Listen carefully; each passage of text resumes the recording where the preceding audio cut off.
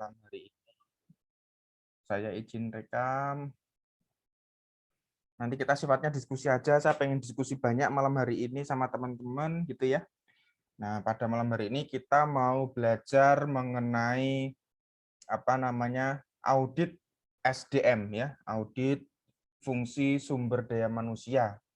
Gitu ya. Kemarin kalau UTS kita sudah secara teori kita sudah belajar mengenai kenapa laporan keuangan itu perlu diaudit gitu ya. Terkait independensi, objektivitas, siklus audit itu bagaimana, mulai dari perencanaan, ya, pelaksanaan, kemudian komunikasinya, pelaporan sampai ke tindak lanjut, monitoring tindak lanjutnya gitu ya. Kemudian apa yang dimaksud dengan atribut temuan. Atribut temuan itu kan ada kriteria, ya toh. Maaf, ada kondisi yang terjadi di lapangan, kriterianya apa. Jadi ada ketahuan ada gap-nya ya di situ. Nah, gap itu disebabkan oleh apa? Nah, akibatnya apa? Kemudian ada yang namanya rekomendasi. Diharapkan rekomendasi audit itu bisa meminimalisir penyebab atau menghilangkan penyebabnya sehingga permasalahan tidak terjadi kembali. Kira-kira seperti itu, dan ada soal terkait dengan kasus. Nah, di situ saya ingin melihat nalar berpikir teman-teman sebetulnya. Nah, pada malam hari ini kita mau belajar mengenai audit sumber daya manusia. Nah, saya mau menggambarkan secara gampang ya, audit sumber daya manusia supaya teman-teman memiliki gambaran umumnya gitu ya.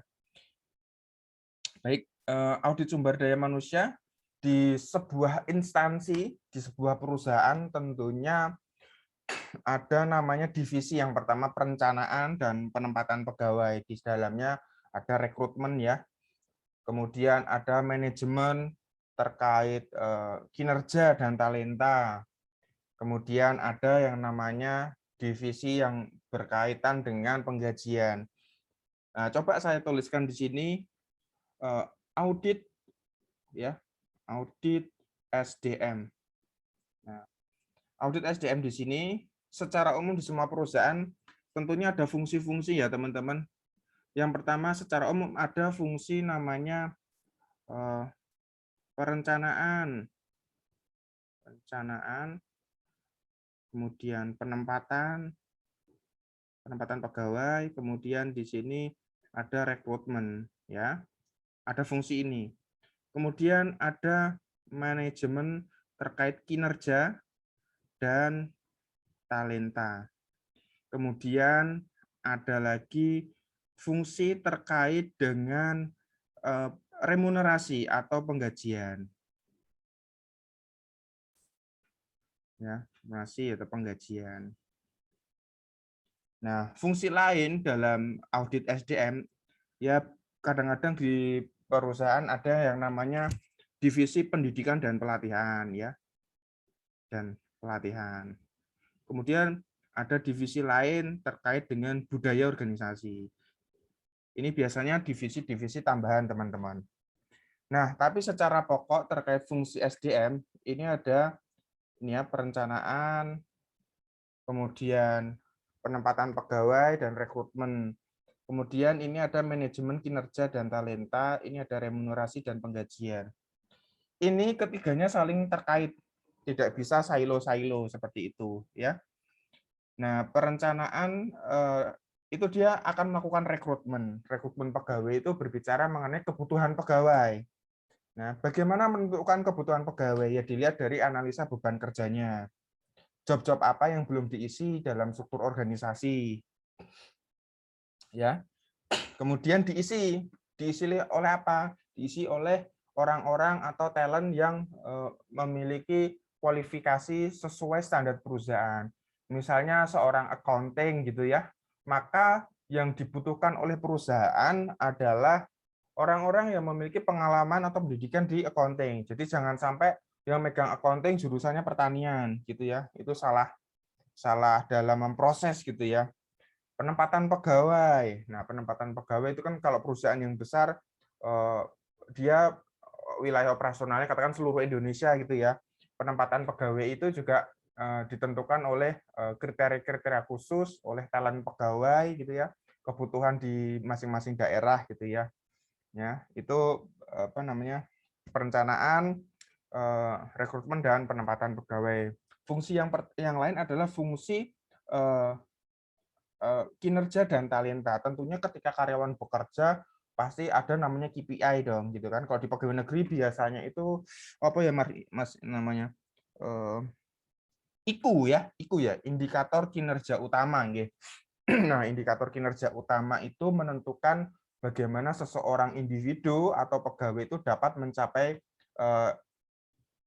target-target yang diberikan oleh organisasi gitu ya.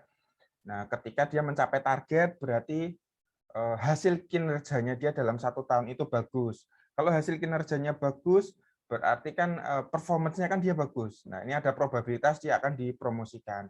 Jadi perusahaan akan mempromosikan orang-orang yang memiliki kinerja yang bagus dong. Nalar berpikirnya seperti itu. Kalau pegawai tidak memiliki kinerja yang bagus, tentunya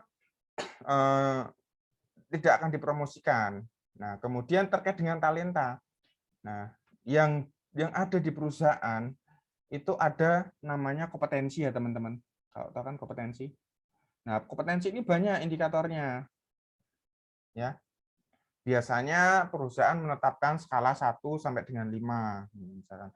Ketika seorang karyawan memiliki kompetensi yang bagus ya untuk indikator kompetensi itu dan diimbangi dengan kinerja yang bagus ya, maka dia akan berpeluang untuk dipromosikan.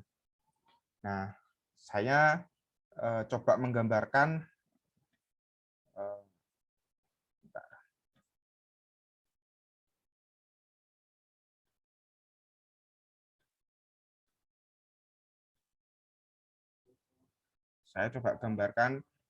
terkait manajemen kinerja dan talenta. Jadi kalau kita buat grafik teman-teman, mudah-mudahan gampang dipahami ya. Ini ada namanya kompetensi. Ini ada namanya kinerja. Ya. Semakin ke sana kan skornya makin tinggi ya. Skornya makin tinggi. Jadi semakin baik kalau arahnya ke atas atau ke kanan. Nah, pegawai ketika dia awal rekrutmen ya, mungkin kompetensinya dia nggak bagus, tapi kinerjanya bagus. Katakan di sini nih. Ya kan? Tahun kedua, dia kinerjanya semakin bagus.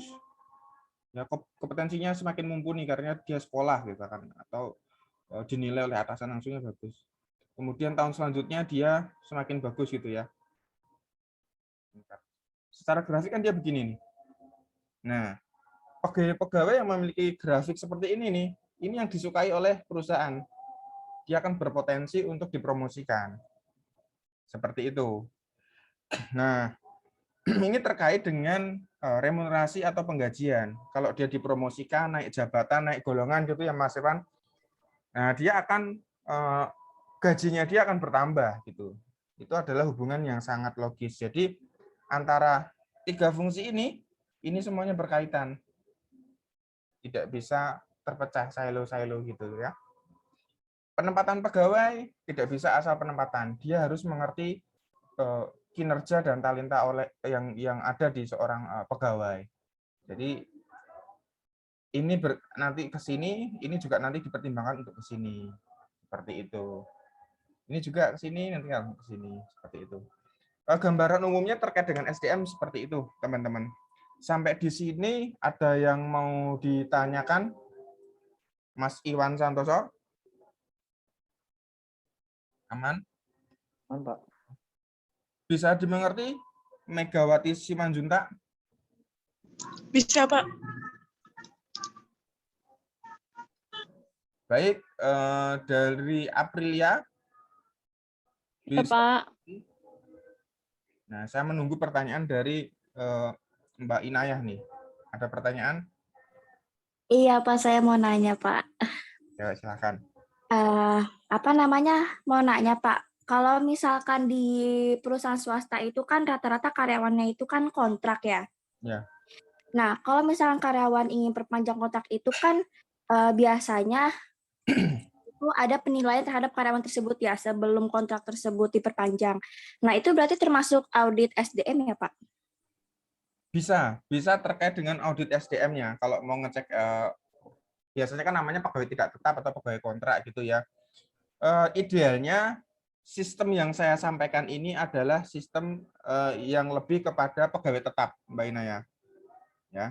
Kalau pegawai tidak tetap itu dia lebih kepada penggajian saja sebetulnya.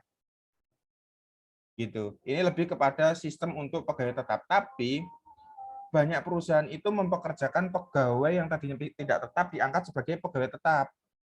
Biasanya apa pertimbangannya? Satu, kinerjanya. Nah, kalau pegawai kontrak itu, Mbak Ina, pasti ada kok di PKS-nya itu, katakan perjanjian kerjasama. Itu pasti ada pasal-pasal klausul-klausul, ada namanya evaluasi kinerja gitu kan. Itu yang memutuskan untuk diperpanjang atau diangkat gitu ya. Gitu. Kemudian manajer SDM akan melihat nih di samping kinerja, dia akan melihat kompetensi. Macam-macam kompetensi bisa dilihat dari tingkah lakunya gitu kan, perilakunya, bagaimana dia melayani customer gitu kan. Kemudian yang terakhir biasanya dilihat dari pengalaman. Nah, biasanya ada prioritas-prioritas untuk tenaga kontrak yang memiliki masa pengabdian katakan 2 tahun apa 3 tahun. Kalau ada pengangkatan pegawai, idealnya orang-orang yang memiliki masa pengabdian yang tinggi ini akan direkrut sebagai pegawai. Nah, ini juga jadi bahan untuk audit SDM. Nah, kalau teman-teman melakukan audit SDM, boleh ditanyakan, ini kenapa ada pegawai kontrak baru 3 bulan kok diangkat sebagai pegawai. Nah, jangan-jangan ada KKN di perusahaan itu. Kan dalam waktu 3 bulan seorang pegawai yang kontrak gitu ya, manajemen tidak bisa dong mengevaluasi kinerjanya. Bagaimana mengevaluasi orang yang berkinerja baru 3 bulan? Kan nggak mungkin. Bagaimana kita melihat kompetensinya? Ya kan? Maka umumnya idealnya orang-orang yang memiliki masa kerja yang di atas 2 tahun apa 3 tahun, masa kerjanya tinggi akan diprioritaskan untuk diterima sebagai pegawai tetap. Seperti itu kira-kira jawaban saya kalau misalkan pegawai kontrak, audit pegawai kontrak seperti itu. Tentunya kalau di perusahaan-perusahaan mau kontrak pegawai gitu ya, tentunya mereka sudah memiliki kualifikasi sesuai jabatan yang dituju. Artinya kalau teman-teman mau audit, bisa aja orang yang diterima apakah kualifikasinya sesuai.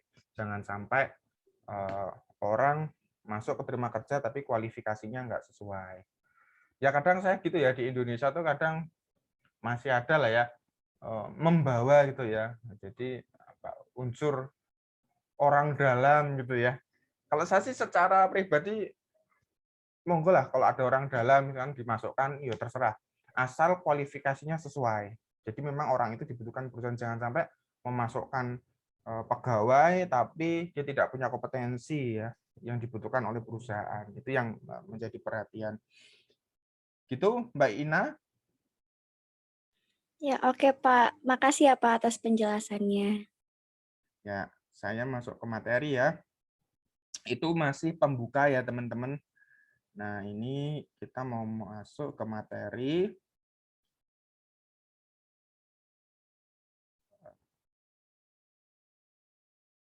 Slide-nya terlihat jelas.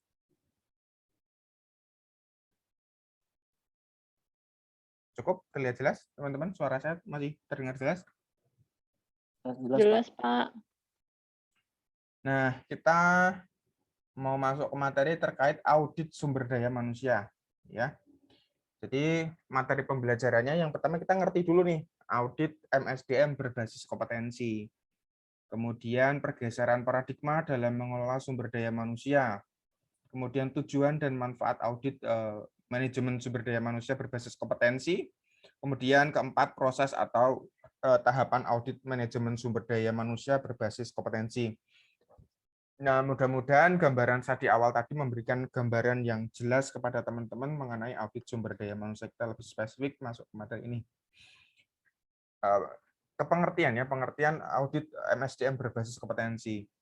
Audit MSDM adalah pemeriksaan dan penilaian secara sistematis, objektif, dan terdokumentasi terhadap fungsi-fungsi organisasi yang terpengaruh oleh manajemen sumber daya manusia dengan tujuan memastikan dipenuhinya asas kesesuaian efektivitas dan efisiensi dalam pengelolaan SDM untuk mendukung tercapainya sasaran-sasaran fungsional maupun tujuan jangka organisasi, secara keseluruhan mau jangka pendek, mau jangka menengah maupun jangka panjang. Itu menurut Susilo 2000 sebetulnya secara prinsip sama, yang audit itu pastinya ada penilaian yang sistematis, objektif ya. Kemudian pengertian dari Bayangkara 2008 mengatakan bahwa audit MSDM merupakan penilaian dan analisis yang komprehensif terhadap program-program SDM. Walaupun secara khusus audit ini dilakukan pada Departemen SDM, tetapi tidak terbatas pada aktivitas yang terjadi pada departemen ini. Audit termasuk studi terhadap fungsi manajemen SDM pada organisasi secara keseluruhan, termasuk yang dilaksanakan oleh manajer dan para SPV. Nah, secara singkat, audit MSDM BK adalah alat untuk mengevaluasi berbagai aktivitas manajemen sumber daya manusia dalam organisasi atau perusahaan. Audit manajemen sumber daya manusia berbasis kinerja dilakukan untuk menilai kualitas manajemen SDM dalam perusahaan dan bagaimana aktivitas tersebut mendukung strategi perusahaan. Nah, apabila dilihat dari jenis audit, maka SDM ini bisa disebut audit operasional, gitu ya. Kemudian audit SDM berbasis kinerja ini dilakukan untuk lebih menilai ketaatan terhadap prosedur yang terdapat dalam ruang lingkup manajemen SDM, misalnya prosedur rekrutmen dan seleksi. Ya, jadi sudah saya sebutkan tadi bagaimana merekrut pegawai, menyeleksi pegawai gitu ya. Kemudian ada juga ini disebutkan prosedur pengajuan lembur, maka audit SDM ini dapat dikategorikan sebagai compliance gitu ya. Jadi kalau teman-teman audit gitu ya, gampang aja misalkan siklus payroll, siklus penggajian. Coba dicek gitu ya, ambil satu voucher atau satu jurnal nomor bukti diambil, kita vouching flashback ke belakang, apakah gaji yang dibayarkan itu sesuai dengan jabatannya, ya, sesuai dengan kinerjanya. Nah, biasanya kan kalau pegawai itu sering absen, sering bolos gitu ya, kadang-kadang peraturan perusahaan itu kan ada potongan. Nah, apakah potongan-potongan tersebut sudah diperhitungkan dalam pembayaran gaji? Nah, kemudian tunjangan jabatan misalkan, gitu. Tunjangan prestasinya apakah dibayarkan sesuai ketentuan? Termasuk perhitungan pajaknya, apakah perhitungan pajaknya sudah sesuai ketentuan? Kan ada batas-batas PPKP gitu ya. Nah, itu masih termasuk dalam siklus audit manajemen. Saya punya sedikit cerita, teman-teman. Ini ada guru lah, dosen saya waktu saya ambil sertifikasi QA itu. Dulu dia kerja di salah satu bank lah. Dia melakukan audit sumber daya manusia gitu ya. Nah, temuannya unik ya, temuannya unik. Ternyata ada fraud. Kecurangannya adalah gaji dibayarkan tidak sesuai dengan yang seharusnya. Misalkan gajinya 5 juta, dibayarkannya 15 juta. Nah, pas diwawancara jawabannya unik banget. Kenapa Anda melakukan hal ini? Ya. Kemudian jawabannya, ya saya naikkan sendiri Pak gaji saya, karena gajinya nggak naik-naik seperti itu. Nah, itu bisa dilakukan ternyata teman-teman secara sistem gitu ya. Dia mengakali sistem menaikkan gajinya sendiri. Dan fatalnya itu tidak tertangkap oleh auditor beberapa periode sebelumnya. Gitu. Dari sini cukup jelas? Ada yang mau ditanyakan, Mas Irfan? Cukup jelas, Pak. Baik, saya lanjutkan. Nah, ini ruang lingkup audit SDM BK ya. Seperti tadi saya sampaikan, pertama ada area utama, fungsi-fungsi dari audit SDM. Pertama itu kan ada perencanaan SDM dan analisa jabatan. Ini selanjutnya ada proses pengadaan SDM. Ya, pengadaan SDM ini di perusahaan yang besar-besar mereka tidak melakukan rekrutmen sendiri biasanya teman-teman. Ya, di sini biasanya mereka melakukan pengadaan tender atau proses pengadaan lah. Mereka menunjuk konsultan biasanya. Kalau di Indonesia kan banyak banget toh. Ada PPM manajemen, ada apa. Nah, itu. Itu juga termasuk objek audit, artinya proses pengadaannya sudah sesuai ketentuan apa tidak, harganya wajar tidak, prosedur-prosedur pengadaan dilakukan tidak, negosiasinya dilakukan tidak, pada saat proses rekrutmennya yang dilakukan oleh vendor ini, apakah sudah sesuai persyaratan teknis yang diharapkan oleh organisasi gitu. Jangan-jangan ada yang dilanggar gitu. Ya, ideal sih kalau perusahaan melakukan rekrutmen pegawai yang dilakukan oleh pihak ketiga, ya, pihak ketiga, ini harapannya ada independensi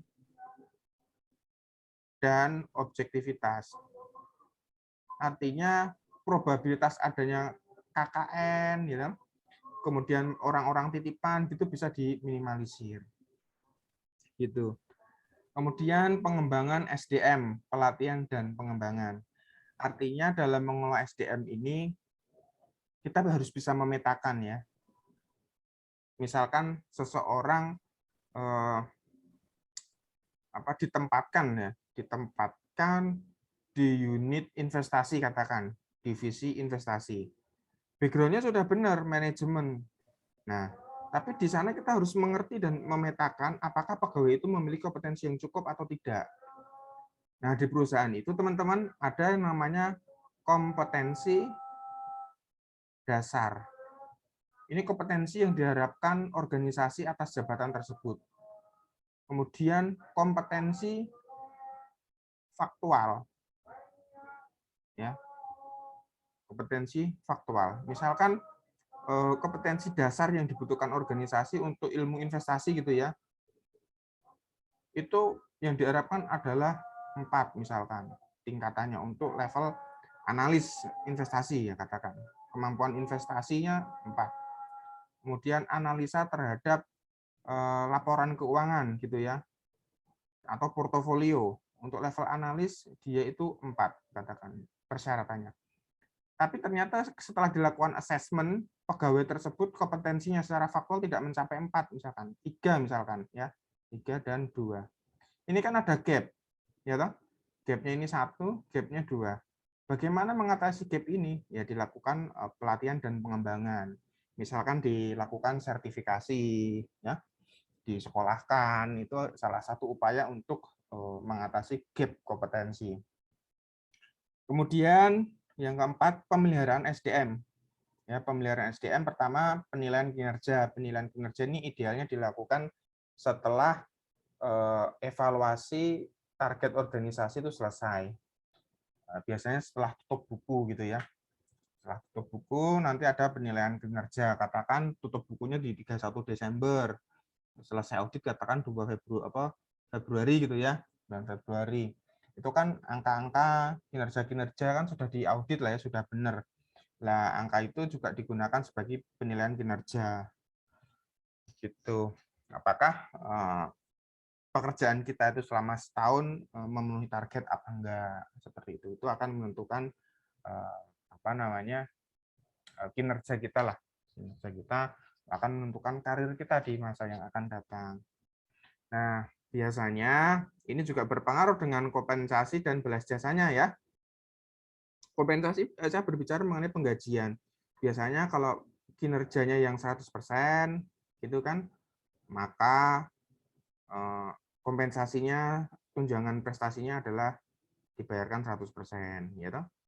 Kalau dia penilaian kinerjanya bagus, kinerjanya sangat bagus, bisa jadi gajinya dibayarkan 110% misalkan, 110% karena kinerjanya bagus. Ini biasanya terkait dengan tunjangan kinerja. Kalau kinerjanya bagus, dibayarkan 110%. Kemudian balas jasa ini biasanya dibayarkannya ya pas dia resign atau apa sih biasanya kalau kata-kata balas jasa ini. Contoh gampangnya misalkan di Kementerian Keuangan di kantor pajak nih. Pendapatan pajaknya tinggi, tercapai di kantor pajak itu. Nah, idealnya kalau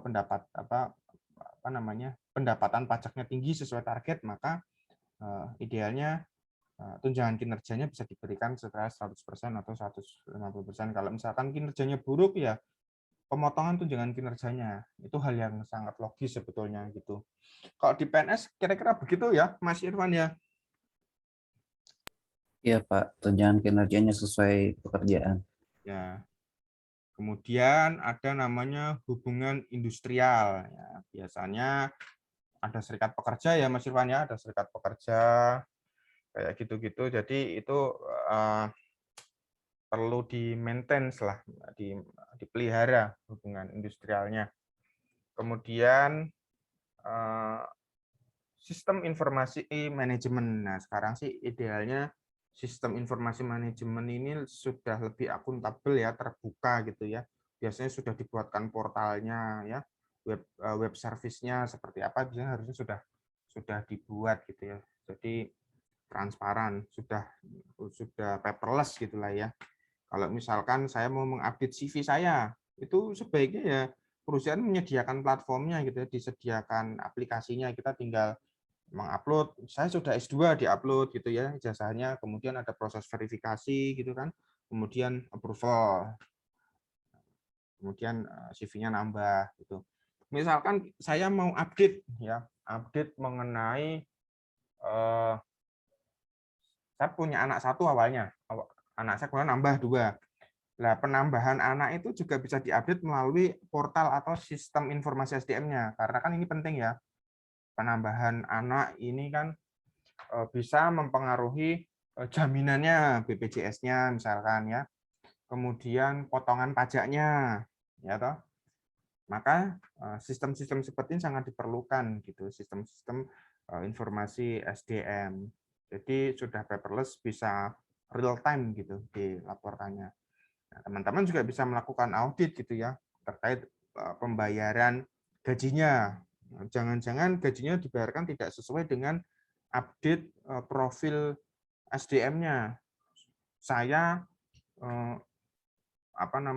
anak saya 3 tapi ada potongannya 4 gitu ya, atau yang terkait dengan itulah. Saya kira sudah cukup bisa dipahami ya. Lanjut, ini perspektif audit SDM menurut Marin Costel. Perspektif teknis organisasional. Dalam perspektif ini, audit MSDM merupakan alat untuk memverifikasi dokumen dan menganalisis berbagai indikator yang menunjukkan tingkat efisiensi organisasi.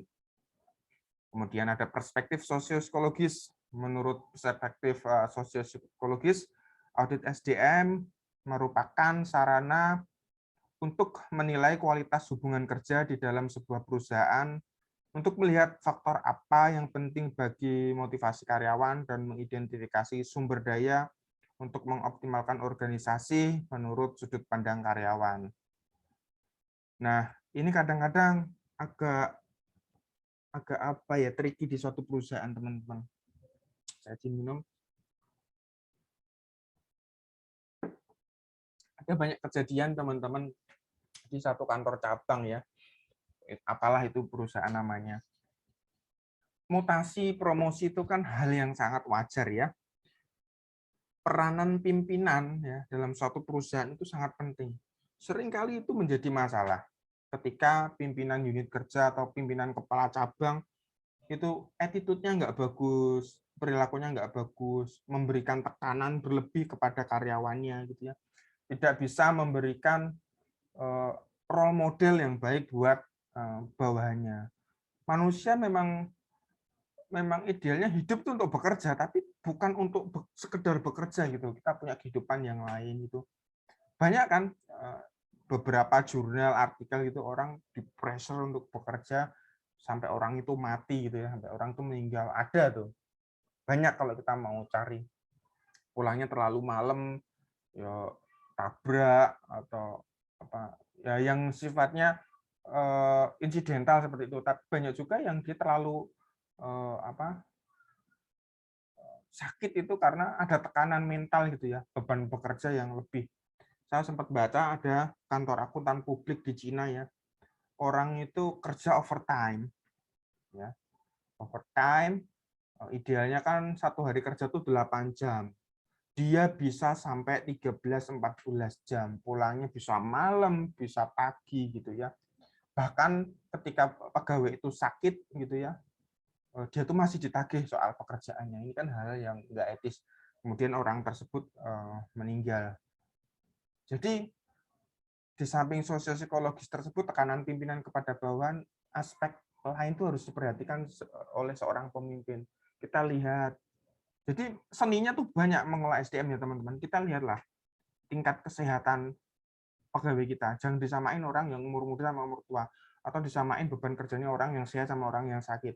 Teman-teman sebagai pemimpin nanti, calon-calon pemimpin harus ngerti, ya, ngerti pegawai, ngerti bawahanmu tuh kayak apa. Jangan berikan tekanan berlebih, gitu. Sesuai porsinya, jangan menekan gitu. Banyak hal, banyak kondisi karena sosiopsikologis ini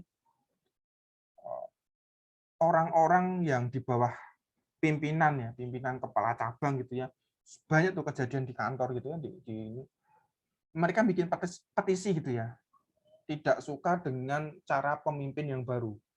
Nah, kalau itu petisi ditandatangani ya, ditindaklanjuti oleh SDM kantor pusat, itu kepala cabang bisa dicopot, diberhentikan, atau dibina, bisa dimutasikan, atau bisa didemosikan, turun jabatan. Banyaklah kayak gitu kondisinya. Saya kira sampai di situ bisa dimengerti atau bisa sharing bagaimana pimpinan di tempat kerja masing-masing.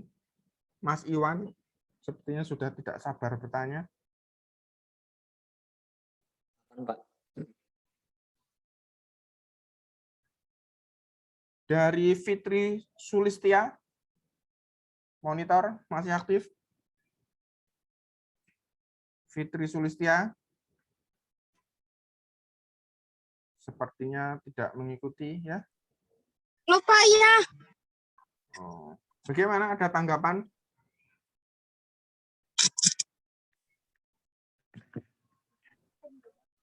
Halo Pak. Aduh, maaf Pak. Ketiduran ya?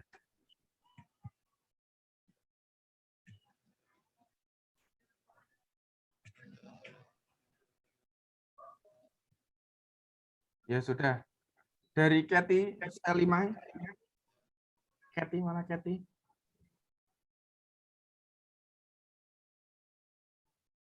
Monitor masih mengikuti, Kathy?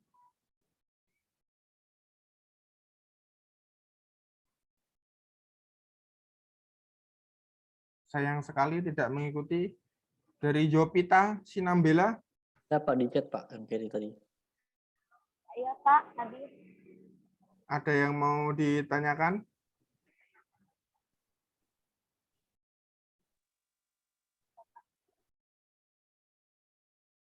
Masih mengikuti, Jopita? Masih Pak, tapi lagi di jalan berpulang kerja. Ya, dari Mas Burhan, ada yang mau ditambahkan? Saya sih mau tanya Pak, tapi yang tadi di awal-awal.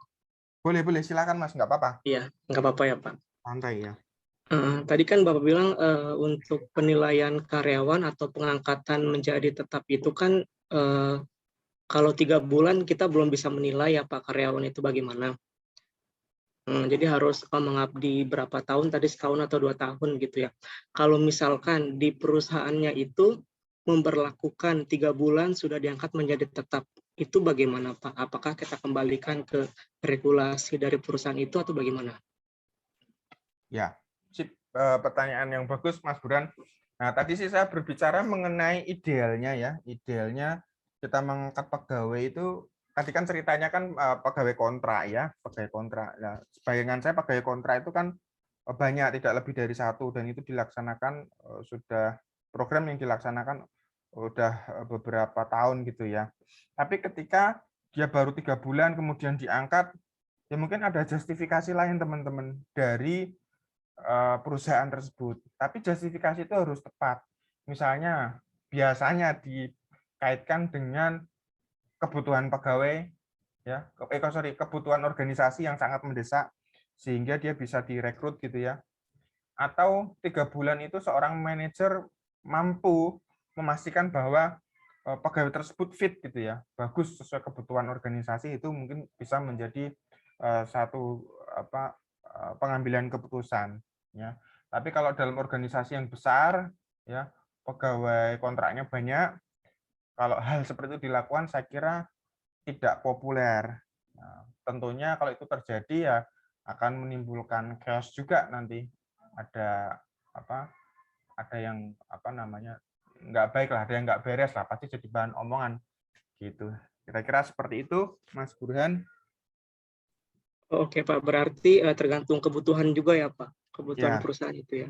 tergantung kebutuhan. Oh. Biasanya justifikasinya itu karena kebutuhan perusahaan. Oke. Tapi Oke Pak, terima kasih Pak. tapi manajer atau orang di perusahaan tersebut yang memegang fungsi SDM harus bisa memberikan penjelasan ya, harus bisa mempertanggungjawabkan keputusannya gitu. Sehingga kalau dilakukan audit atau apa dia mempunyai argumen yang tepat gitu. Jangan sampai memperlihatkan bahwa dia ini gegabah atau ada indikasi KKN ya, nepotisme gitu ya. Nah, itu. Oke, saya lanjutkan. Yang ketiga terkait dengan perspektif ekonomis. Ya, dalam perspektif ekonomis, audit MSDM merupakan alat untuk membangun daya saing perusahaan dalam area SDM yang dapat dilakukan dengan membandingkan indikator sosial dan ekonomis perusahaan dengan peraturan atau prosedur dan kebijakan yang berlaku atau dengan perusahaan lain yang sejenis. Kemudian mengembangkan efektivitas fungsi Departemen SDM dengan makin meningkatnya peran dan kewenangan Departemen SDM selaras dengan pengembangan bisnis perusahaan. Ini sih yang saya garis bawahi. Yang penting itu adalah SDM itu disesuaikan dengan arah bisnis perusahaan. Jangan sampai bisnis perusahaan itu ngarah ke A, kita berlawan arah ke B gitu ya. Semuanya harus inline, terintegrasi gitu ya. Perusahaan maunya larinya kemana ya. Misalkan perusahaan yang tadinya berbasis padat karya, kemudian dia beralih menjadi platform digital itu lebih mementingkan teknologi ya. Berarti SDM-nya itu bisa dikurangi atau dipadatkan atau diberikan pelatihan terkait dengan teknologi gitu ya. Jadi strategi kan di perusahaan ada namanya strategi. Nah, ini SDM ini bagian dari strategi tersebut. Ya, jadi harus inline strategi perusahaan kemana, SDM-nya harus mengikuti gitu. Jangan sampai tidak up to date ya strateginya kemana, tapi SDM-nya masih di sini-sini aja. Itu perusahaan yang kurang bagus lah, kurang terintegrasi SDM-nya. Kemudian yang C, mengembangkan efektivitas audit itu sendiri dengan membandingkan antara biaya audit dengan dampak atau manfaat dari audit yang dilakukan. Nah, perspektif ekonomis ini tentunya kita melihat ya, ketika kita melakukan audit SDM, kita kan tahu waktunya tuh berapa lama. Misalkan sebulan sampai dengan pelaporan berapa, 2 bulan, menghabiskan biaya berapa, menghabiskan SDM berapa orang. Kemudian outputnya apa kira-kira. Jadi jangan sampai biaya untuk audit itu lebih besar dibandingkan dengan kira-kira dampaknya terhadap organisasi. Kira-kira arahnya seperti itu. Jadi ada cost benefit analisisnya. Kemudian kedua, pergeseran paradigma dalam pengelolaan sumber daya manusia. Nah, bagian personalia bertransformasi menjadi bagian SDM yang tidak sekedar menekankan pada urusan administrasi personalia, tetapi mengarah pada bagaimana mengelola SDM sebagai salah satu sumber daya bagi perusahaan. Nah, berkembang nih konsep SDM sebagai modal manusia atau human capital. Bahkan beberapa perusahaan sudah mengganti nama dari departemen atau divisi SDM menjadi departemen atau divisi human capital. Ya, hal ini menggambarkan pergeseran paradigma yang menganggap SDM sebagai modal yang sangat penting.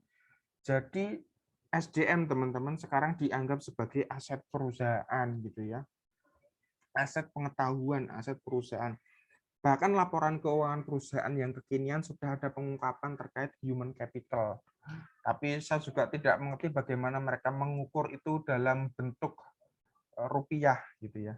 Bagus banget kalau perusahaan bisa mengukur human capital atau modal sumber daya manusia atau asetnya itu dalam rupiah gitu ya. Tapi kalau di perusahaan yang basicnya adalah perusahaan sepak bola gitu, saya kadang kepikiran teman-teman.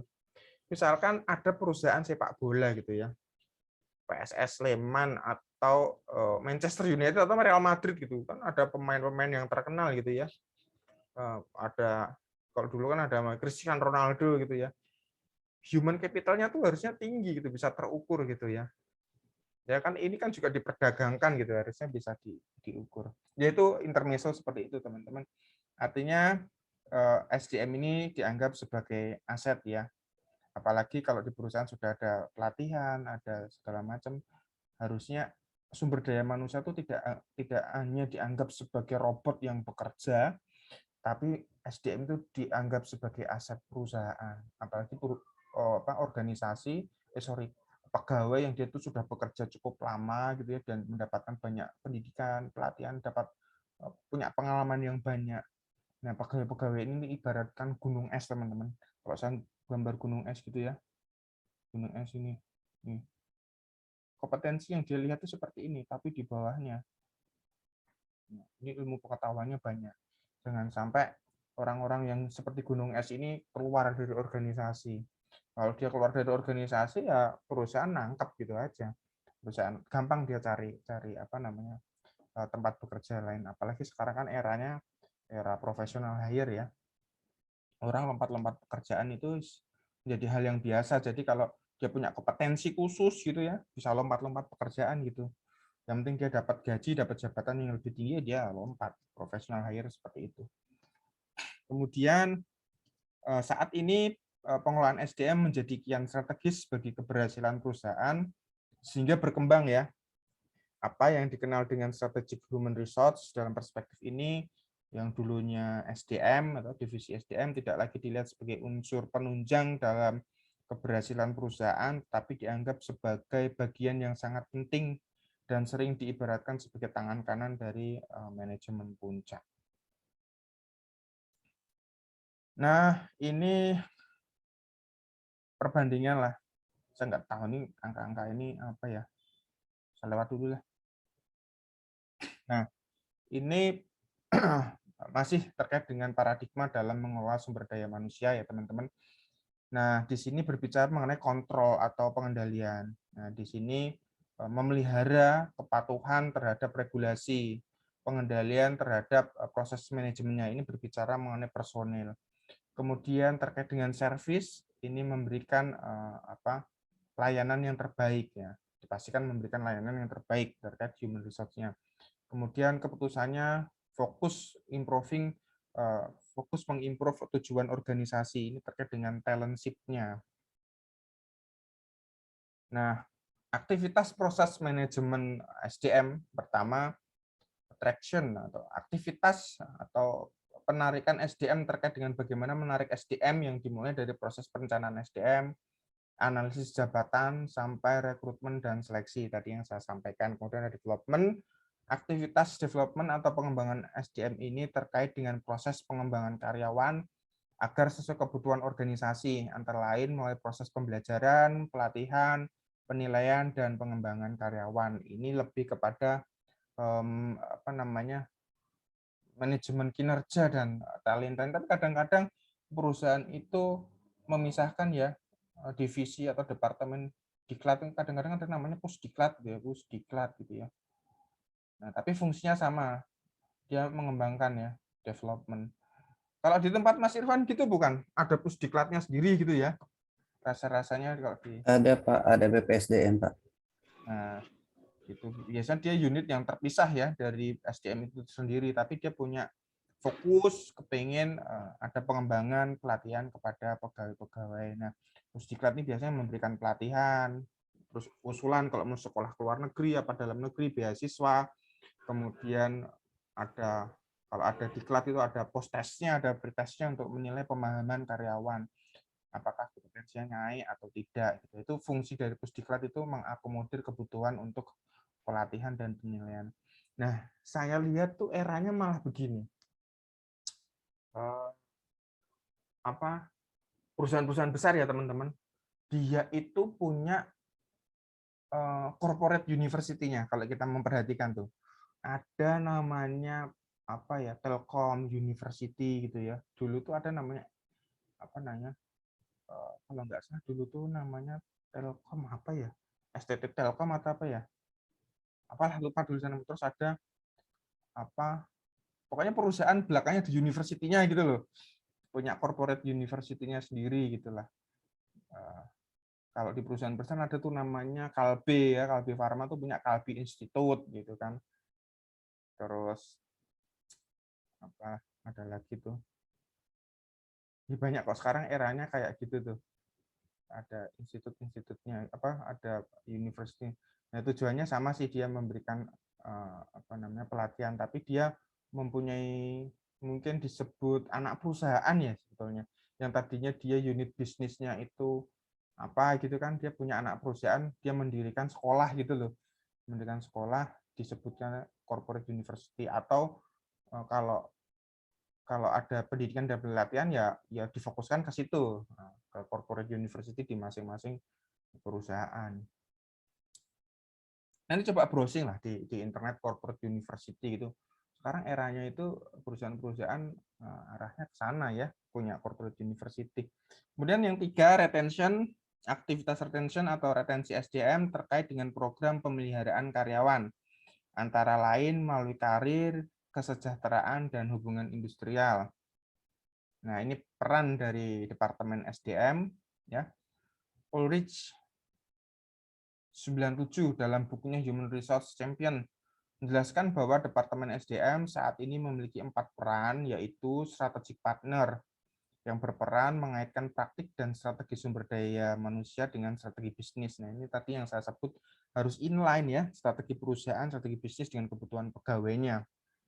Gitu. Kemudian administrative expert yang berperan membangun dan mengembangkan infrastruktur manajemen SDM. Peran ini adalah peran tradisional Departemen SDM yang masih harus dijalankan.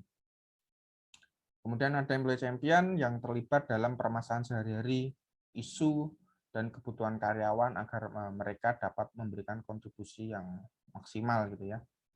Nah, ada beberapa perusahaan yang tidak mengizinkan menikah sesama pegawai ya.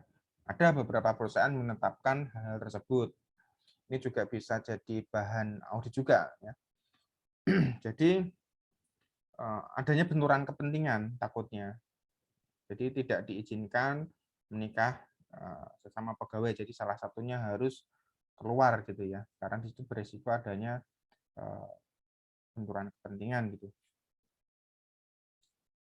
Kemudian ada namanya change agent yang berperan dalam proses transformasi dan perubahan yang terjadi dalam organisasi. Nah, kadang-kadang di unit SDM itu teman-teman, ini kan SDM nih misalkan, SDM, departemen. Nah, kadang tuh di bawahnya dibagi ya, ada bidang-bidangnya ya, kadang-kadang. Ya, kan ada bidang tadi perencanaan, tadi ya, manajemen kinerja dan talenta, kemudian dari kadang ada juga tuh di bawahnya budaya organisasi.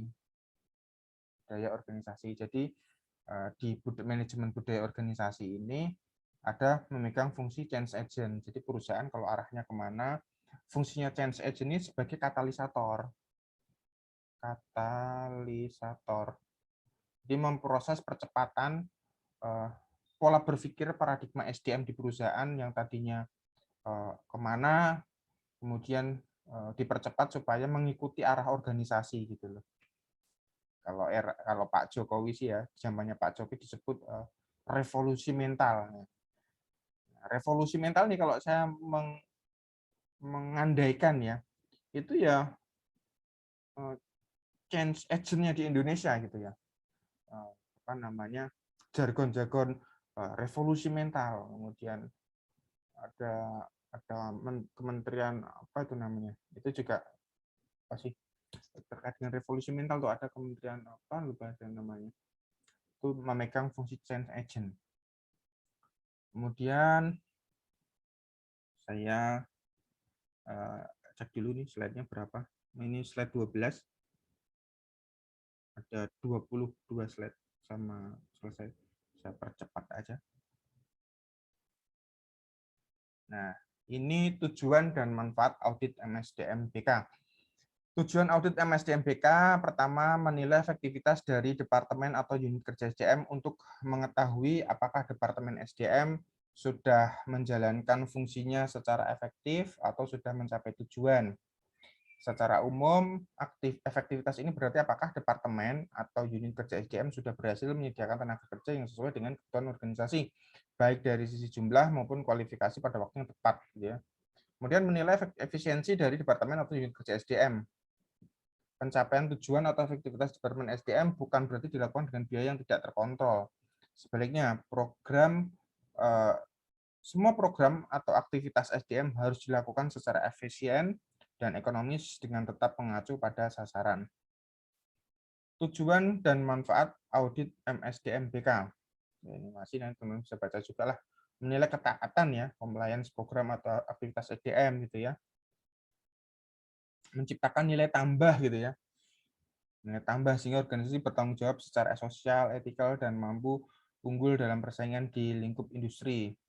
Ya, mendapatkan umpan balik dari para karyawan dan manajer operasi dalam hal yang berkaitan dengan efektivitas manajemen SDM antara lain kondisi lingkungan kerja, kepuasan kerja, ketaatan maupun dalam membangun budaya perusahaan ya. Nah, kadang-kadang di perusahaan itu pada akhir tahun itu ada namanya survei kepuasan kerja, survei budaya organisasi, nah itu nanti perusahaan akan melakukan assessment improvement apa yang perlu dilakukan di periode selanjutnya gitu. Ya, memperbaiki fungsi SDMBK dengan menyediakan sarana untuk membuat keputusan ketika akan mengurangi atau menambah kegiatan-kegiatan SDM. Manfaatnya ya ini teman-teman baca sendiri. Saya lewat aja. Nah, pihak yang memanfaatkan hasil audit SDM tentunya yang pertama adalah manajemen perusahaan itu sendiri. Ya. Kemudian ada departemen SDM, kemudian ada manajer lini. Nah, kalau bedanya gini, kalau manajemen perusahaan ya, saya sebut dulu. Hasil audit sangat bermanfaat bagi manajemen perusahaan, khususnya bagi manajemen puncak atau top manajemen ini biasanya direksi ya, diartikan oleh direksi ya, dalam mengevaluasi keberhasilan perusahaan dalam mengelola SDM-nya. Evaluasi ini dapat dimanfaatkan lebih lanjut untuk melakukan berbagai langkah perbaikan dan juga sebagai dasar pengambilan keputusan terkait pengelolaan SDM. Nah, terkait dengan Departemen SDM sendiri, sebagai pihak yang paling bertanggung jawab akan pengelolaan SDM. Ya. Hasil auditnya itu dimanfaatkan untuk melakukan penyempurnaan terhadap sistem SDM yang ada untuk penyusunan program SDM yang diperlukan. Nah, untuk manajer lini, audit SDM ini dapat menjadi masukan berharga bagi manajer lini terkait peran manajer dalam mengelola SDM. Misalnya, dalam audit pelatihan dan pengembangan dapat diketahui para manajer lini dalam menjalankan program coaching dan mentoring. Jadi kalau di kantor cabang atau di anak cabang perusahaan, ya harus ada coaching dan mentoring ya. Ada pengawasan lah pada pegawai-pegawai yang di bawahnya.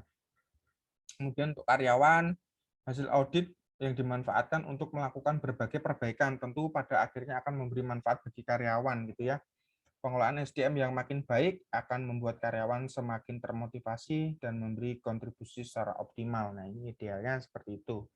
Terkait auditor akan banyak mendapatkan pengalaman berharga dari proses audit SDM. Mengingat SDM merupakan objek audit yang menarik karena tidak sekedar bersifat normatif ya, tetapi juga humanis sehingga perlu ada keseimbangan antara peraturan perundangan dengan hal yang bersifat manusiawi. Nah, ini proses atau tahap audit manajemen SDM berbasis kompetensi sebetulnya tahapnya hampir sama untuk seluruh proses audit itu hampirnya sama. Pertama ada planning perencanaan ya.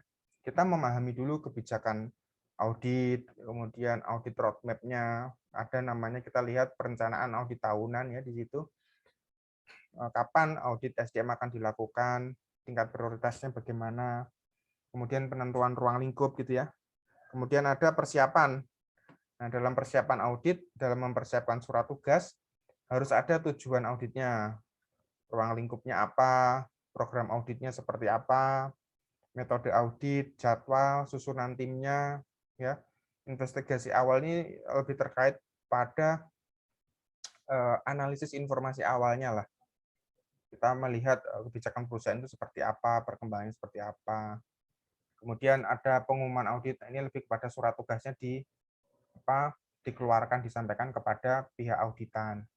Nah, eksekusi ini lebih pada pelaksanaan ya. Dalam pelaksanaan itu ada analisis dokumennya, ada proses wawancara, analisis historis, ada survei, ada eksperimen, kemudian siklus reporting atau pelaporan. Sebelum melakukan reporting atau pelaporan, idealnya itu kan ada diskusi, kemudian klarifikasi gitu ya. Makanya dalam audit itu ada namanya hasil audit sementara. Hasil audit sementara itu kita minta tanggapan sementara dulu dari auditan. Kemudian setelah fix dilakukan closing meeting dan pelaporan. Selanjutnya adalah tindak lanjutnya sih. Tindak lanjutnya. Nah, tindak lanjut dari hasil audit manajemen SDM ini macam-macam ya. Kalau tidak ada hal yang bersifat kecurangan ya tinggal ditindaklanjuti rekomendasinya itu apa gitu ya. Sudah diselesaikan apa belum rekomendasi auditor gitu ya. Tapi kalau bersifat ada yang melanggar etika, fraud atau kecurangan bisa jadi dilanjutkan dengan audit investigasi atau audit kecurangan. Jadi yang tadinya audit rutin gitu ya bisa berlanjut ke audit investigasi. Kalau audit investigasi ya repot ya. Bisa keteguran pegawai, pemecatan gitu ya. Karena kan ada indikasi kecurangan lah. Istilahnya seperti itu kan, kecurangan tidak bisa ditolerir lah ya oleh perusahaan. Apakah itu ada KKN atau apa, itu harus dibuktikan melalui audit investigasi. Nah, ini contoh kertas kerja audit SDM. Nah, tentunya ada namanya ini ya, kondisi, masalah atau temuan, analisis penyebabnya ya. Sebetulnya sih biasanya setelah kondisi kriteria dulu. Nah, di sini kan ada ketahuan gap-nya. Kemudian penyebabnya apa ya. Nah, setelah ada penyebab, biasanya di iden ini kurang juga nih. Ada akibat di sini. Akibatnya apa? Resiko, rekomendasi, kemudian action plan atau tanggapan auditi. Nah, ini penanggung jawab dan tenggat waktunya kapan harus diselesaikan. Ya, ini sudah tadi pelaksanaan audit SDM. Ada analisis dokumen, wawancara, analisis stories, survei, eksperimen, ya. Ini pas proses pelaporan ada namanya sesi diskusi, ya. Klarifikasi, ya. Klarifikasi itu temuan audit dapat diklarifikasi dengan pihak yang diaudit karena bisa saja antara auditor dan audit ini memiliki persepsi yang berbeda. Maka perlu adanya klarifikasi untuk menyamakan persepsi gitu ya. Kemudian closing meeting, kemudian penyampaian laporan. Nah, ini tindak lanjut hasil audit SDM karena ada penyusunan rekomendasi ya, menyusun program ASI dan evaluasi apakah sudah tuntas atau belum gitu ya temuan auditnya. Nah, sudah selesai sampai sini. Ada yang mau ditanyakan?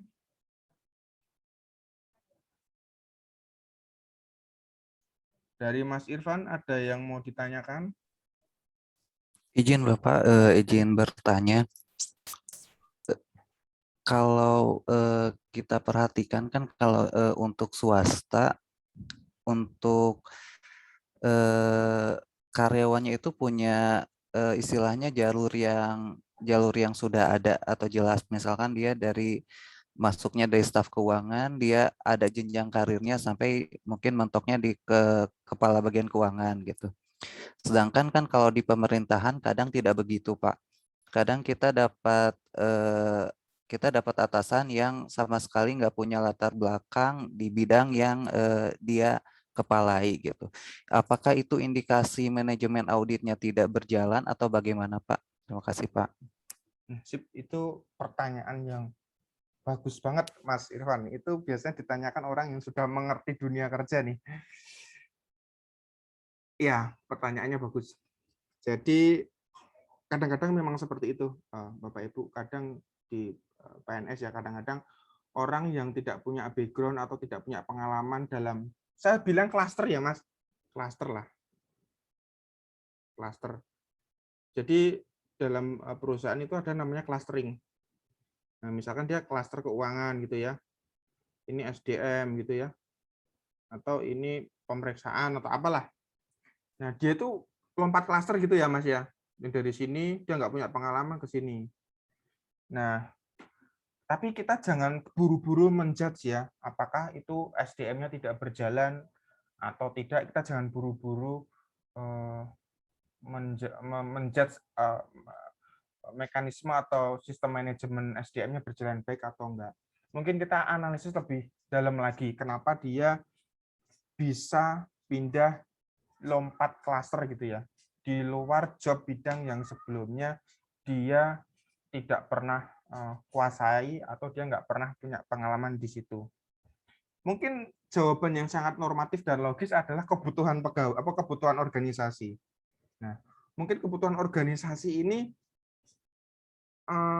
ada satu jabatan kosong gitu ya, jabatan kosong. Ini belum ada yang ngisi, tapi perusahaan ini butuh ini diisi cepat dan segera. Mungkin orang ini ya yang dari sini lompat ke sini, mungkin dia punya kompetensi yang paling mendekati dengan kompetensi yang dibutuhkan pada jabatan ini, Mas. Itu bisa jadi. Jangan-jangan orang ini punya kompetensi karena dia tuh sudah memiliki beberapa gelar atau sudah S2 gitu ya. Atau dia punya pengalaman manajerial yang bagus. Ya. Kalau pimpinan biasanya kan tidak melulu berbicara kemampuannya secara teknis, Mas. Ya, tanda kutip teknis ya, yang diketahui staf, regulasi, analisanya, tapi dia adalah kemampuan dalam memanage pekerjaan. Nah, kalau dia pimpinan, dia manajer, kemampuan yang dibutuhkan adalah kemampuan dalam memanage pekerjaan. Jadi memang masih dimungkinkan orang yang nggak punya, tidak di klaster itu, kemudian lompat ke klaster lain, dia masuk, ya bisa fit juga, bisa bagus juga kinerja di situ, karena basically dia udah punya kemampuan kepemimpinan manajerial yang bagus. Makanya ya saya tambahkan juga, kadang sebelum dia lompat ke sini, Mas, ada namanya proses assessment. Kadang-kadang tuh ada namanya assessment. Melihat kecocokan dia tuh layak nggak masuk di sini, walaupun melompat klaster gitu ya. Nah, untuk manajer tuh faktor kepemimpinan itu juga dinilai biasanya. Apakah dia sanggup mengisi ke sini apa enggak gitu. Kira-kira begitu, Mas Irfan. Semoga bisa menjawab pertanyaan, tapi pertanyaannya bagus banget. Terima kasih, Pak.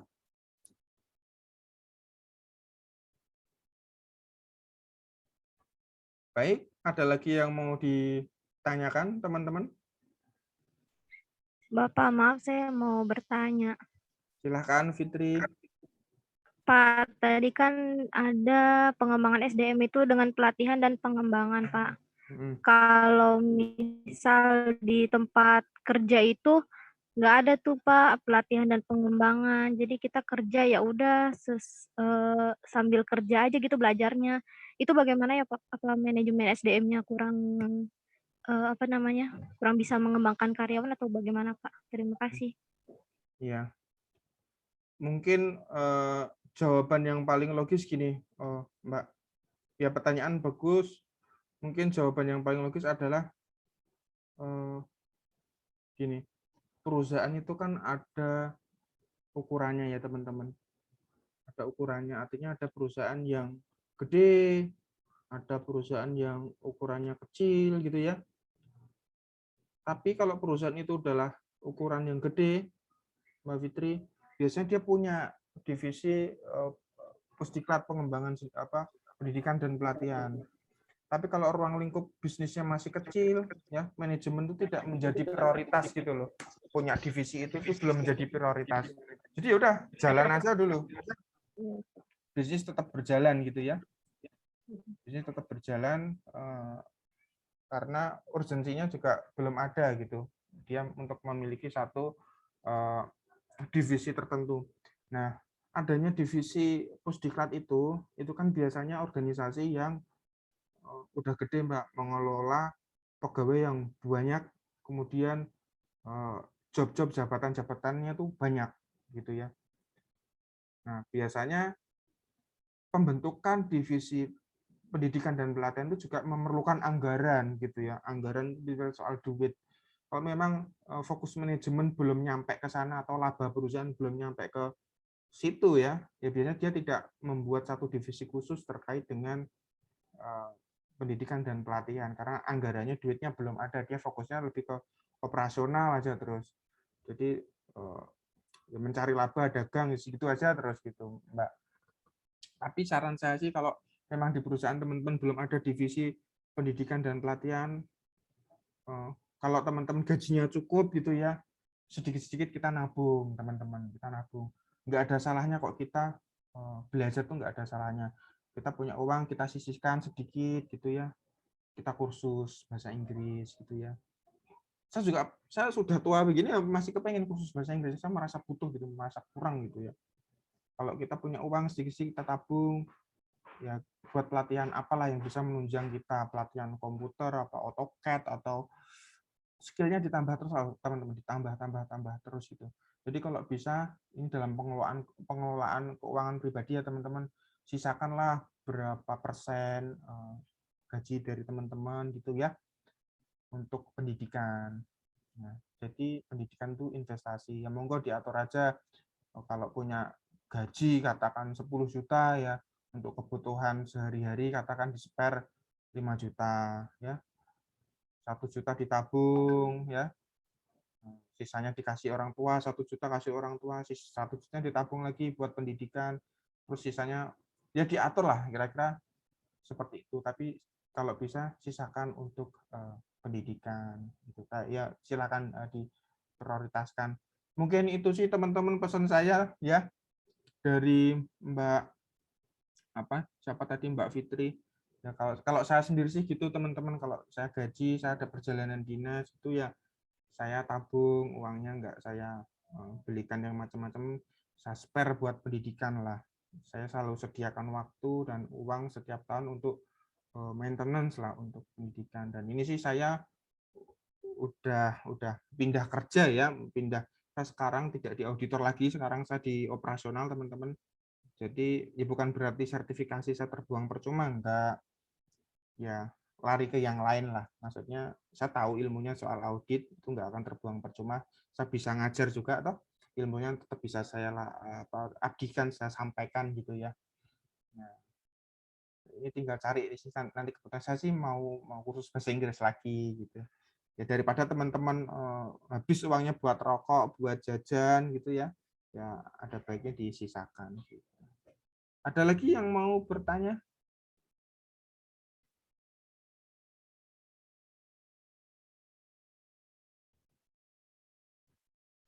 Gitu? Sudah cukup? Atau ada yang mau ditanyakan lagi? Sudah? Tidak ada ya? Oke, teman-teman, aku minta tolong kameranya dinyalakan sebentar, nanti buat absensi. Ini nanti saya screenshot. Mas Burhan, tenang aja. Yang penting ke depan dikerjakan ya, soalnya jangan ada yang kelewat. Ya. Iya, Pak. Apa kalau ada tugas-tugas khusus jangan ada yang kelewat. Saya sih nggak pelit nilai kok, tenang aja. Oke. Ya. Anak-anak saya lucu-lucu, manis-manis. Saya screenshot sebentar ya. Ada yang belum nyala, mau dinyalakan buat pertanggungjawaban ke kampus dan absen nih.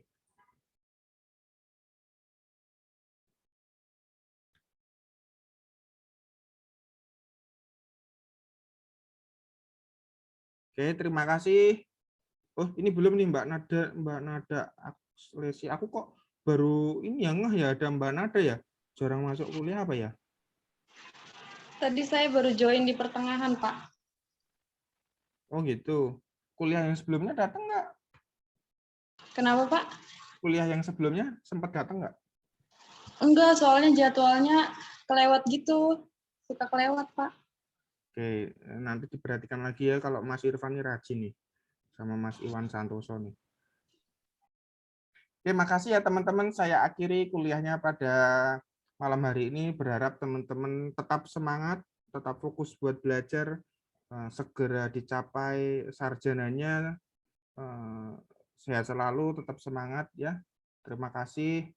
Wassalamualaikum warahmatullahi wabarakatuh. Salam sejahtera, salam sehat, berkah dalam buat semuanya. Terima kasih ya sudah join. Terima kasih, Iya, Pak. Terima kasih, Pak. Terima kasih, Pak. Terima kasih ya, Pak. Sama-sama.